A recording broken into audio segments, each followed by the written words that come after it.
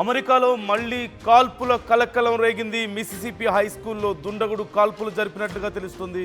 ఈ కాల్పుల్లో 4 విద్యార్థులు మృతి చెందారు. మరో 12 మందికి తీవ్ర గాయాలయ్యాయి. అక్కడ ఒక ఫుట్బాల్ మ్యాచ్ సందర్భంగా అర్ధరాత్రి సమయంలో భారీ క్రౌడ్ ఉంది. ఆ సందర్భంలో ఒక్కసారిగా కాల్పులకు తెగబడినట్లుగా తెలుస్తుంది. ఈ కాల్పుల్లో 4 ప్రాణాలు కోల్పోతే మరో 4 తీవ్ర గాయాల పాలైనట్లుగా తెలుస్తుంది. మరొక 12 మందికి కూడా గాయాలవగా ఇప్పటికే హాస్పిటల్లో చికిత్స అందిస్తున్నారు. ఆ 12 మందిలో 4కి తీవ్ర గాయాలయ్యాయి. 4 ఇప్పటికే ప్రాణాలు కోల్పోయారు. అయితే సుమారుగా నార్త్ ఈస్ట్ స్టేట్ క్యాపిటల్ జాక్సన్కి సుమారుగా 120 మైల్స్ దూరంలో ఈ ఘటన చోటు చేసుకున్నట్లుగా తెలుస్తుంది. ఈ నేపథ్యంలో ఇప్పటికే అధికారులు అక్కడికి చేరుకున్నారు, సహాయక చర్యలు ముమ్మరం చేశారు. అయితే ఎవరు ఈ కాల్పులకు పాల్పడ్డారు అనేది తెలియాల్సి ఉంది. ప్రధానంగా అక్కడ చూసినట్లయితే ఫ్రైడే రోజు ఒక ఫుట్బాల్ మ్యాచ్ సందర్భంగా ఈ ఘటన చోటు చేసుకున్నట్లుగా తెలుస్తుంది.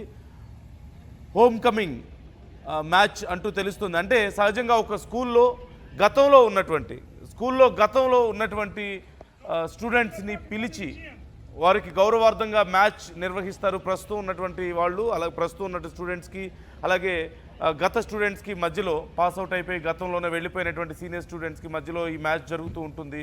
అదొక రెస్పెక్ట్గా వాళ్ళు భావిస్తారు. సీనియర్స్ని పిలిచి అక్కడ ఒక మ్యాచ్ నిర్వహించి ఒక చిన్న పార్టీ చేసుకొని ఒక చిన్న ట్రీట్ ఇచ్చి వాళ్ళకి ఒక గౌరవంగా వాళ్ళు భావిస్తుంటారు. అలాంటి సందర్భంలో ఈ ఘటన చోటు చేసుకుంది. మనం స్క్రీన్లో చూస్తున్నాం. ఒక అనుమానితుడు ఇతనే అంటూ తెలుస్తోంది. ఆ అనుమానితుడికి సంబంధించి సీసీ ఫోటేజ్ కెమెరా డీటెయిల్స్ ఆధారంగా అనుమానితుడిని గుర్తించారు ఇప్పటికే. అయితే అతని కోసం గాలిస్తున్నట్లుగా తెలుస్తోంది. ఈ ఘటనకు ఎందుకు పాల్పడ్డాడు, అసలు ఎందుకు కాల్పులు జరిపాడు అనేది మాత్రం తెలియాల్సి ఉంది. అది ఒక్కసారిగా జరిగినటువంటి కాల్పులతో అక్కడ ఉన్నటువంటి స్టూడెంట్స్ కానీ వాళ్ళ కోసం వచ్చినటువంటి పేరెంట్స్ కానీ ఒక్కసారిగా అక్కడి నుంచి పరుగులు తీయడంతో తీవ్ర ఉద్రిక్త పరిస్థితులు నెలకొన్నాయి. ర్యాండమ్గా ఈ కాల్పులు జరిపినట్లుగా తెలుస్తుంది.